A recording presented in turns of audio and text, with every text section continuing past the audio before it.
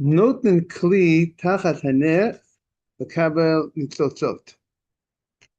The Mishnah states you could place one atom. You could place a. Adam, we might need the help. See, Adam, if you wouldn't be here, we'll have a little trouble. I don't know if there's the tech over here on computer tech. We just got back from California, so maybe okay. Okay. Okay. Okay, we are on Mem Zayin number base 47b, the Mishnah. The Mishnah states the following.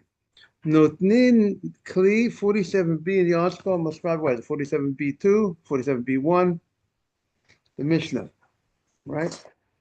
It says you could place a utensil underneath you have an oil lamp and it's dripping down some sparks.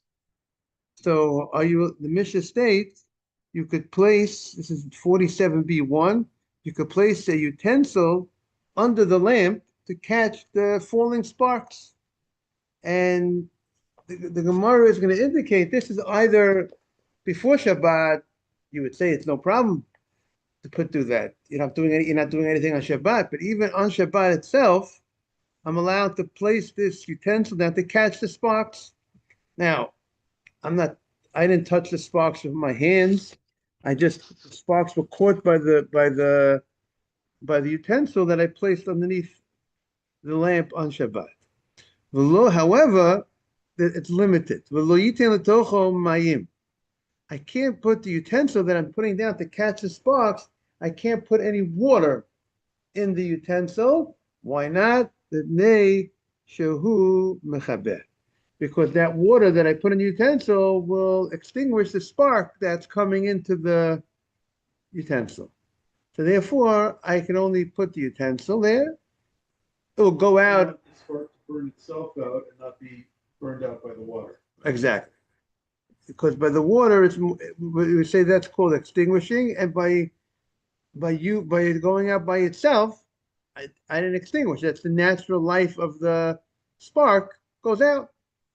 So the spark falls, hits either where normally would hit the table and go out on the table. Right. But you might have sawdust there. You could actually have a big conflagration. So the question is. Right. So we allow you to put to catch the spark, but you can't put water in the utensil for the spark to go. That your water you're doing something. Your action of the water is putting out the spark. You can't do that.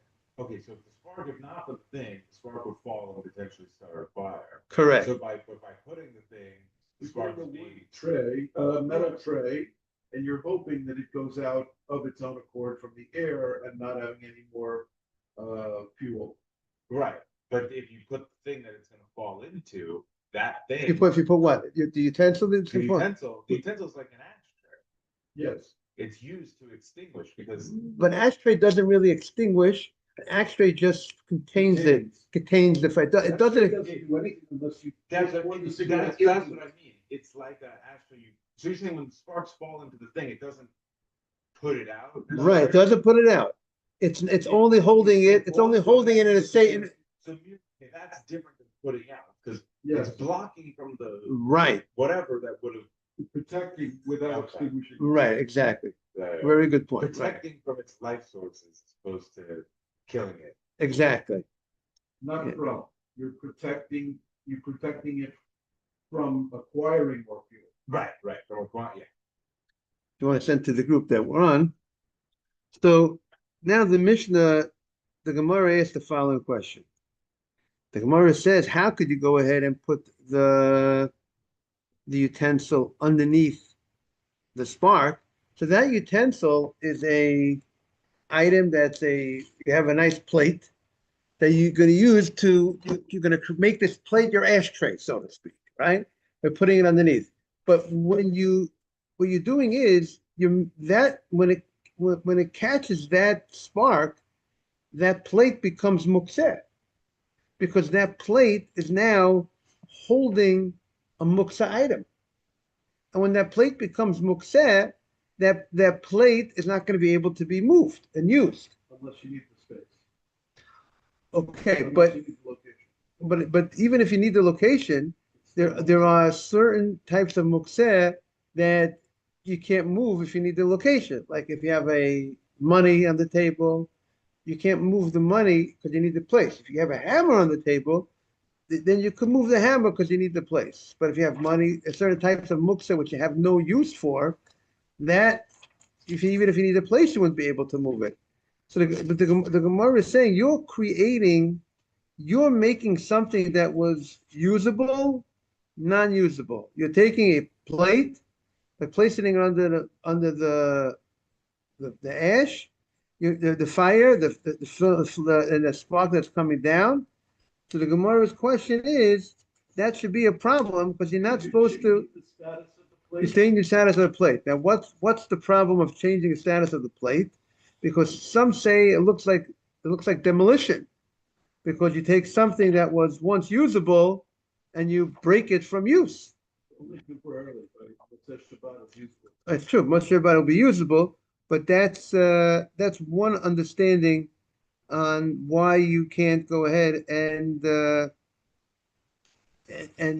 do take a utensil that was usable and make it unusable on the Shabbat. Um, so that's the Gemara's question. Kavata kli meichano. And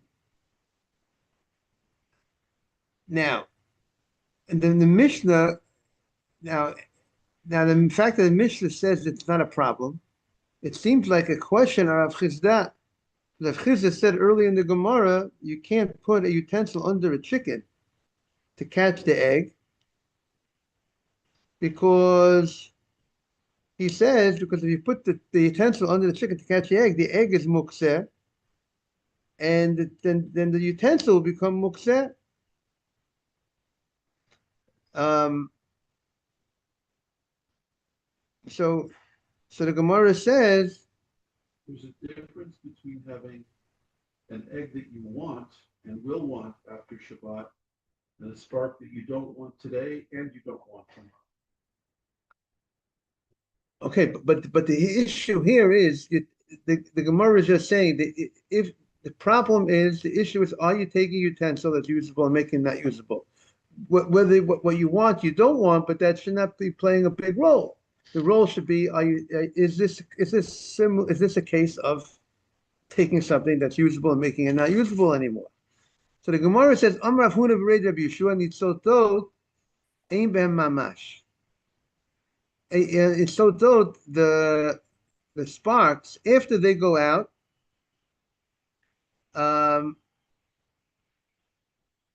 they have no there's no whole substance to the spark. It's not, and therefore you see you could go ahead and therefore it will not it's not going to make the utensil lose its status. Now, what does that mean? I think that actually proves the point I just made. That what? Because you want the egg after Shabbat and you don't want what's left of the spark after Shabbat, and that's a very big difference. but it's not so you want or because there's no substance to the right. Now they say like this. There's no value. So they want to say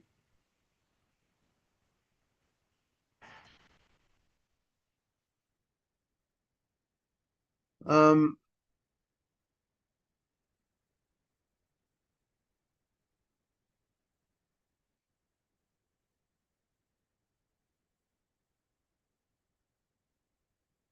see the question is what is this idea that the sparks have no value or amen mamash doesn't mean because it's a spark and it doesn't have and do we say that therefore technically you should be able to move it even when it's on when the spark is on the utensil, meaning a utensil when it's supporting mukseh, what's the idea? Why if you put a utensil underneath the mukseh and the muksa falls into the utensil becomes forbidden to move. You can't use the utensil because it's containing it's containing a muksa, it's containing something which is and therefore it's a basis. It's supporting a muksa. So therefore, if you're supporting the muksa, you can't move the muksa. You can't move the item that's supporting the muksa. Because by if you move the item that's supporting the muksa, it's like you're moving the muksa itself. Here, there's nothing. But here- there's nothing that remains. But here, since there's nothing that remains, so therefore, should that make it that you're even allowed to move it while it's in the item, while the spark is on, so to speak? That's how some want to say. Therefore, you don't classify the utensil as supporting the mukser because since it's the mukser, the item that it's supporting is so insignificant because it's a spark. Therefore, it won't be a problem of moving it, or is it because when it goes out, after it goes out, we're going to say that it's not a problem. Morning, Simon. And since after it goes out, it has no substance, and therefore you could go ahead and move it, and therefore it's not called that you're nullifying a utensil from use. Good morning, Simon. It says we're on 47b. 47b in the article B1, right? You can't go ahead and place water into this utensil. Simon, someone has an oil lamp and sparks are coming out, are falling down, and he wants to put a utensil on Shabbat to catch the sparks. So we say you can put a utensil to catch the sparks as long as you don't put any water in the utensil. If you put one utensil, you're gonna make the fire go out. So the Gemara says, tanan stamak Rabbi Yossi. Let us say that this Mishnah is going in accordance with the opinion of Rabbi Yossi. Meaning we have an argument later on that if there's a fire fell and you want to go ahead and prevent the fire from going further. So it says later on, you're allowed to go ahead and put up some sort of partition in front of the fire. You could use any type of utensils that are empty utensils or utensils that have water in it or not have water in it. That's the first opinion. Tanakama. Tanakama says even a utensil that has water in it, you could go ahead and place in front of the fire. Rav Yossi argues. He says you can't place new earthenware utensils filled with water because since they can't handle the heat of the fire, so what's going to happen is that the earthenware utensil is going to crack. It's going to crack. And if it has water inside of it, the water that's inside of it is going to extinguish the fire. And the Gemara explains what's the argument. Rabbi Yossi holds you can't do something that's going to cause an extinguishing of the fire. The Chachamim hold you could do something, even though if you're not extinguishing the fire, you're doing something that's going to cause the extinguishing of the fire. The Chachamim allowed that at least over there. We have to, you're preventing a fire from going further, whatever. We have to see how far would the Rabbanan allow such a thing. Now, the Mishnah forbade putting water into the utensil to catch the sparks. So what's the problem? Because it's gonna cause the extinguishing of the fire. So the Mishnah seems to be going like the opinion of Rabbi Yossi. And since this in the Mishnah is stam, right? It's anonymous. So it seems like this is it seems like taking this opinion. And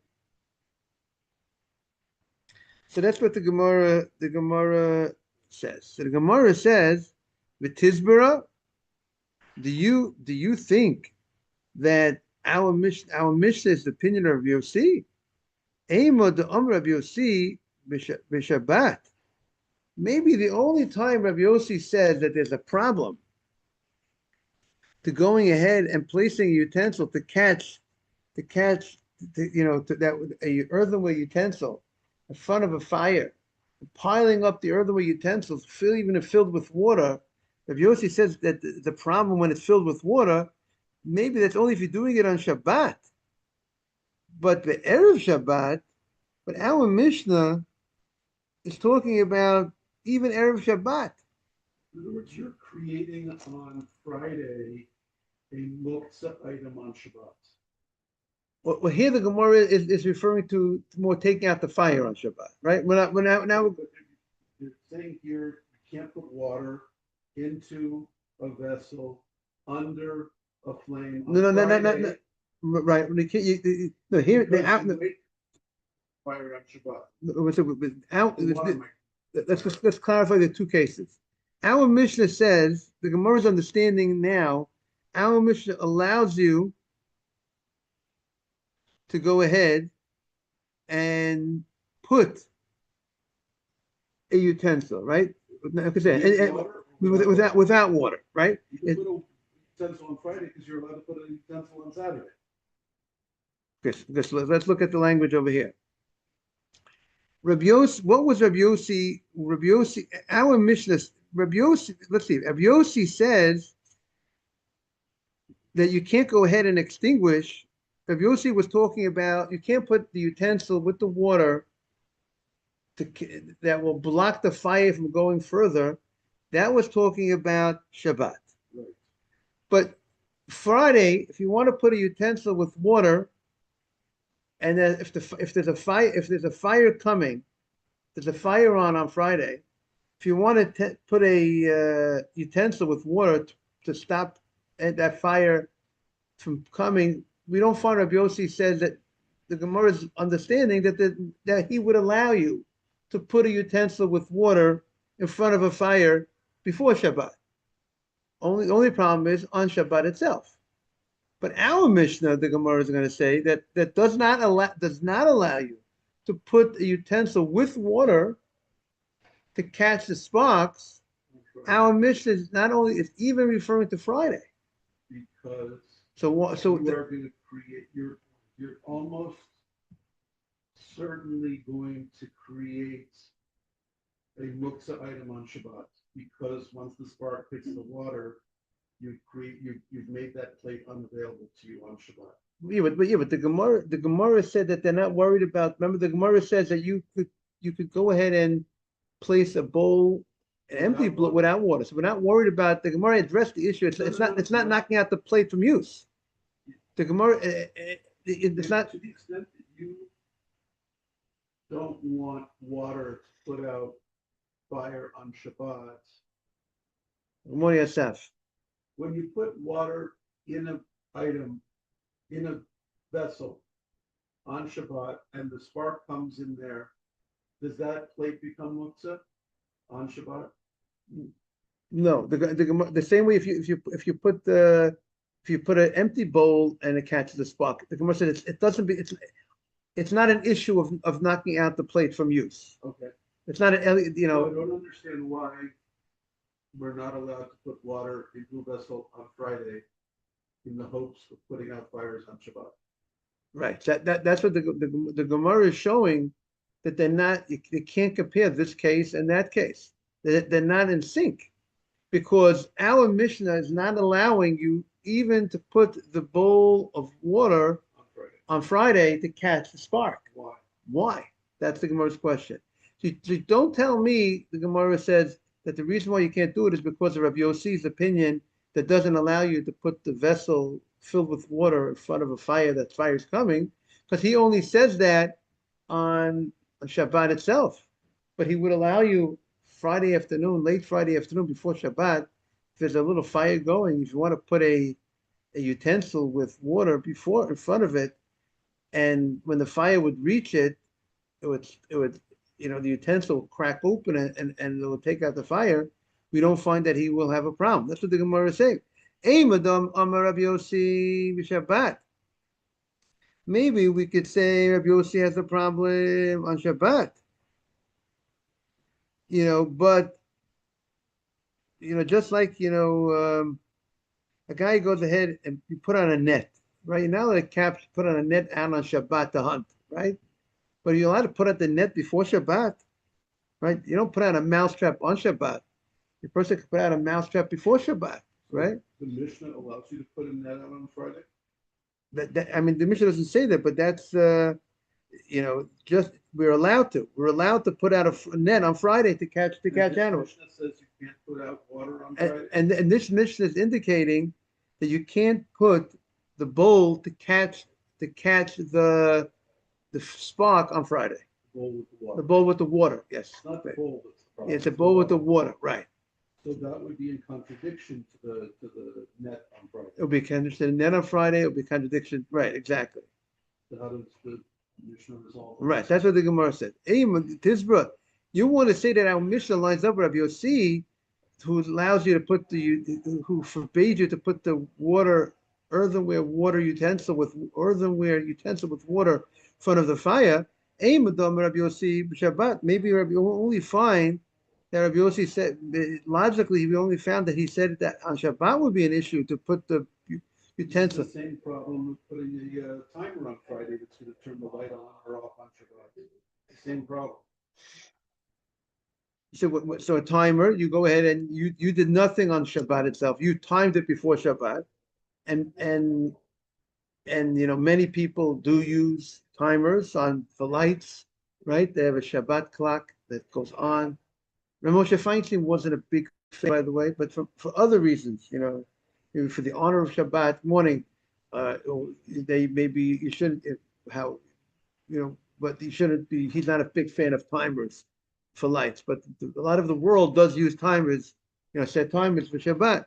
But when did Rabbi Yossi say Shabbat of Erev Shabbat? Well, when it's Erev Shabbat, Mi Amar, morning, Boker Tov. If you want, we have you can do inside or outside. It's your call. So where do we find Erev Shabbat? 47b1. Where do we find that on Erev Shabbat that he ever said there's a problem? Just to bring you up to date, the Mishnah stated you can't, if you have an oil lamp and it's dripping down some sparks on Shabbat, and you're not on Friday or on Shabbat, the Gemara's understanding you can't place a bowl to catch the sparks if you put a bowl with water. But the water in the bowl will cause the flame, the spark to go out. That's what the Gemara said. And the Gemara understands the prohibition is both on Friday. Not only on Shabbat, I can't do that. I can't even do that on Friday. I can't on Friday, is that clear? Place a bowl to catch the spark. But the Gemara says we only found this concept of being afraid of taking out a fire, causing a fire to be taken out, if you do an action on Shabbat itself. But if you set it up before Shabbat on Friday, what should be you didn't do anything on Shabbat. It's true. You put a bowl with water on Friday, so on Shabbat itself, it'll take out the fire, but you did nothing on Shabbat itself. It's also analogous to putting up cholent, but not having it 1/3 cooked by Shabbat. The same thing. So we know the law is, right? We have a law that if you put up a raw cholent on Friday before Shabbat, that it won't be ready to Shabbat morning. It's not a problem, right? Because it's not a problem because you're not going to come. What's the issue with the cholent? Because you might come to rake the coals, but that's only if it's possible that it's going to be ready Friday night. But if you put it in a pot with raw meat in it, and it won't be ready Friday night for you to have the meal, so there's no concern that you're going to come rake the coals. So even though it's cooking on Shabbat, but you set it up before Shabbat. 1/3 cooked Shabbat. That's true. It has to be 1/3 or a half cooked, or some say a half cooked before Shabbat. But that's only if that's because it wasn't raw when Shabbat entered. But if it's raw when Shabbat enters, you just put it up right before Shabbat, and it won't be ready Friday night because you had a raw piece of meat inside, then there won't be a problem. That's called So let's take away the raw question. right. If it's only gonna be a quarter ready, at the moment the Shabbat enters, you're not allowed. to do that. Why not? What's the reason? What's the issue? You might come to move the coals.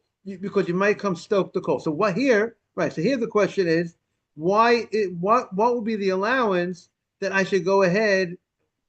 Meaning, what should be the prohibition for me to go ahead and set up the set up the water in the pot?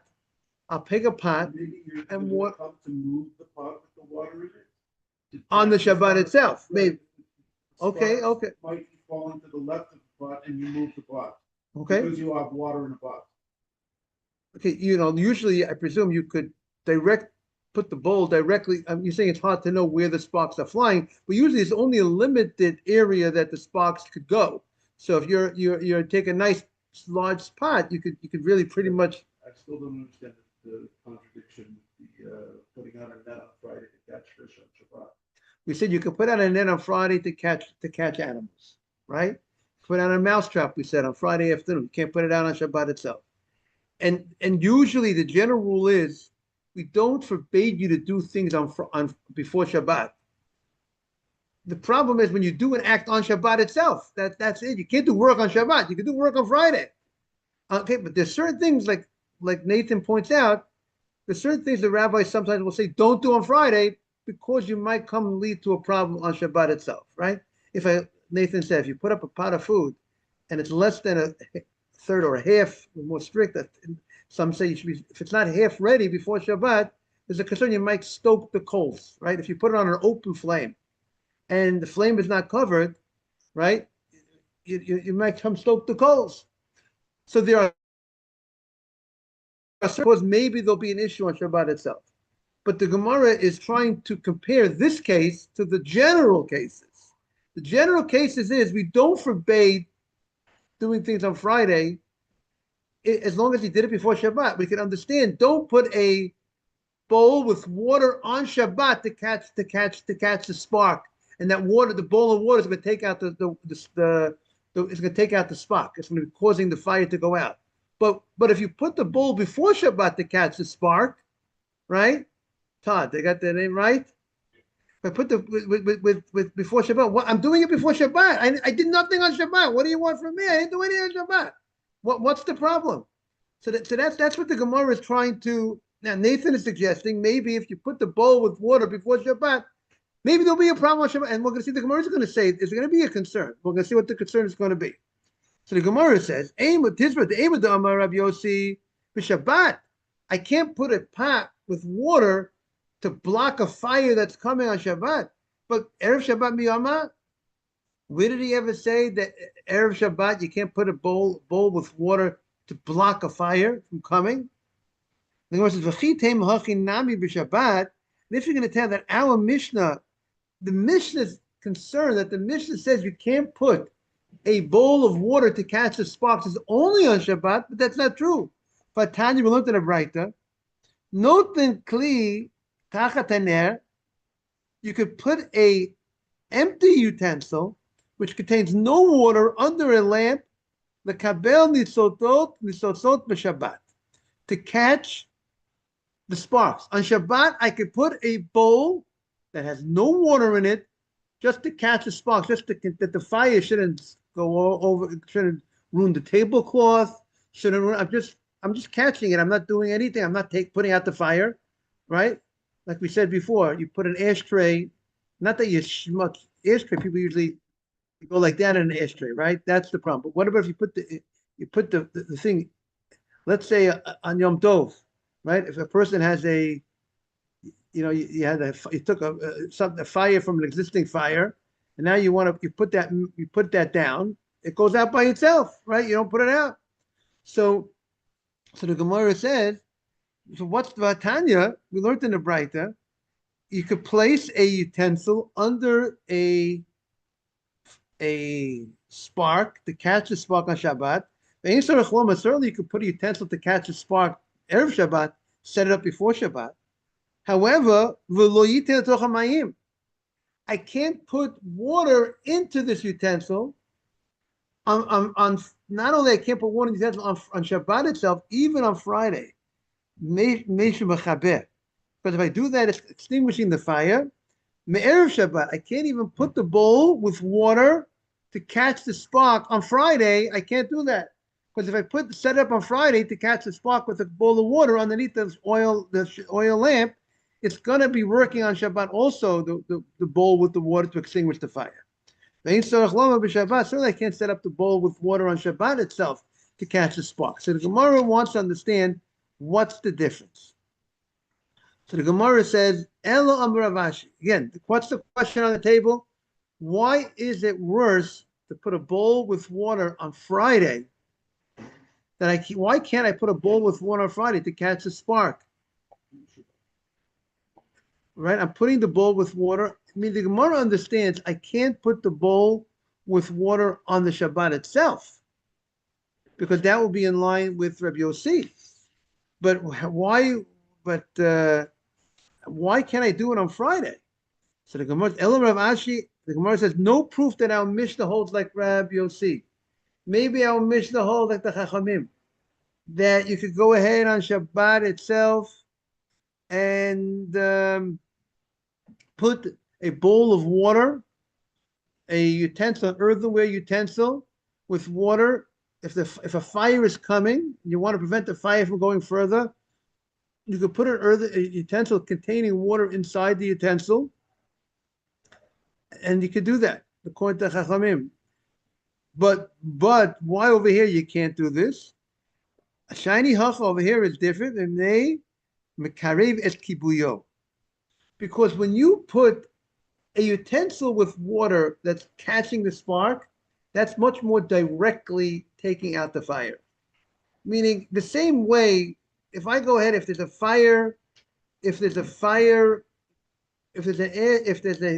a spark falling down, I put water underneath to catch the spark. That's like putting water on directly on the spark.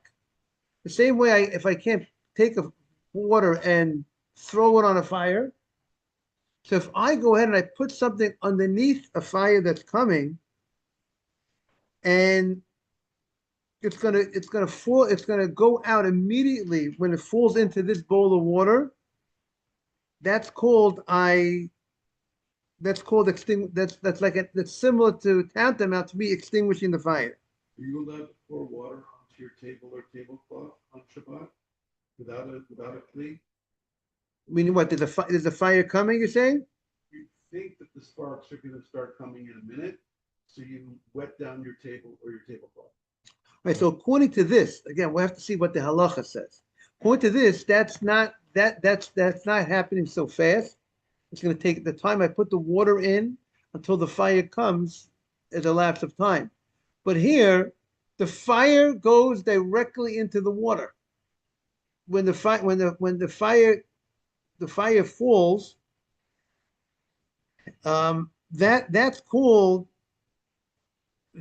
if I put water in a utensil when the sparks are falling down, that's tantamount to extinguishing. Now, so therefore, the rabbis forbade you to go ahead and to put this bowl with water underneath the fire underneath the lamp that the sparks are coming down, because you might do that on Shabbat itself. So here we're going, the rabbis are going to make a gzeira on Friday, forbade you to do this act on Friday, which technically you're not in any Torah violation on Friday, but anything you do on Friday, by the way, cannot be itself any Torah violation. The act itself, a Friday act, 6 days a week you work, and the 7th day is Shabbat. There's no Torah violation that could be performed on Friday. The only possibility is an act that you do on Friday could lead to a Torah violation on the following day. You might do something on the following day. Right. So since the Shabbat clock, I need to say, Shabbat clock, you did nothing on Shabbat. You set up the clock when? on Friday.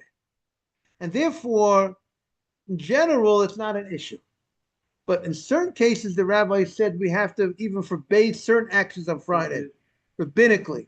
And this is the rabbinic prohibition of setting of the rabbis place on Friday to place a bowl with water directly underneath a lamp where sparks are coming down, where it's going to go directly into it, and it's going to cause the fire to go out. Now, the next parak, Mazel Tov, Mabruk, Hadalach Hakir. The next parak. How did we resolve it? You're not allowed on Friday? So the result on Friday, you're not allowed to go ahead and place a bowl with water directly underneath a lamp where sparks are coming down. But your case is a different case. When your case, Nathan, is when it's at a distance away. It's not directly underneath, right? That was your case. If let's say if you put something down, not underneath, but eventually it's going to come there. But you watered. See, maybe the difference would be, let's say if you watered the table, if the fire is going directly on the table, that would be more like putting the bowl underneath the fire. But if the fire is at a different location, the issue is not the kli, right? Here the issue is extinguishing the fire. It's part of the mission's issue of extinguishing fire. So I don't understand. How are we allowed to have Shabbat clocks if you're not allowed to do this? Because the Shabbat clock, here the concern, because we're not concerned, the Shabbat clock is made to set up before Shabbat. And we're not concerned you're gonna do something on the Shabbat itself. Here the issue is the rabbis forbade you to put the bowl with water underneath on Friday because they're concerned you're gonna do that act on Shabbat itself. And maybe the idea of the timer is that the act of a timer is that you set timers up in advance. So maybe it's not as that concerned you're going to do it on Shabbat itself. Distinction or no difference? Okay, it might be other differences between, that and maybe the idea of the clock is even when you set it up, it's not happening directly at that moment. The act that you're doing, it's at a later time.